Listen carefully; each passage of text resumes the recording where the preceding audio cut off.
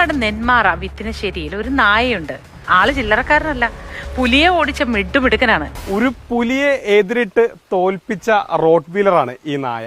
നെന്മാറ വിത്തിനശ്ശേരിയിലെ ശശിച്ചേട്ടന്റെ വീട്ടിലെ നായയാണ്. ശശിയേട്ടാ, എന്താണ് ഈ പട്ടിയുടെ പ്രത്യേകത ഒന്ന് പറഞ്ഞുതരോ?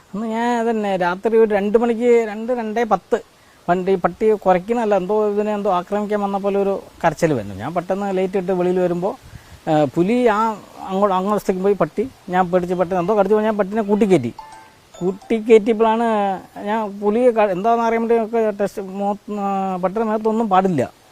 ഞാനപ്പോൾ മൊത്തം ടോർച്ചടിച്ച് പോയി കിടന്ന് നേരം വെളുത്ത് രാവിലെ വന്ന് കൂട് തുറക്കുമ്പോഴാണ് പട്ടിയുടെ കഴുത്തിൽ ബ്ലഡ്.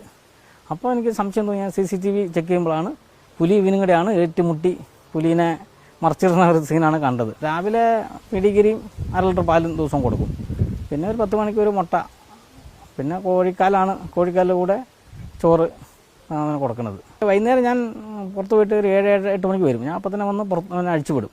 രാവിലെ 6 മണിക്കേ കൂട്ടിക്കയറ്റുള്ളൂ. അപ്പോൾ ഒരാളും നമ്മുടെ കോമ്പൗണ്ട് വിട്ട് പിന്നെ എവിടെയും പോവില്ല, ഒരാളെ ഉള്ളിൽ കയറ്റുമില്ല.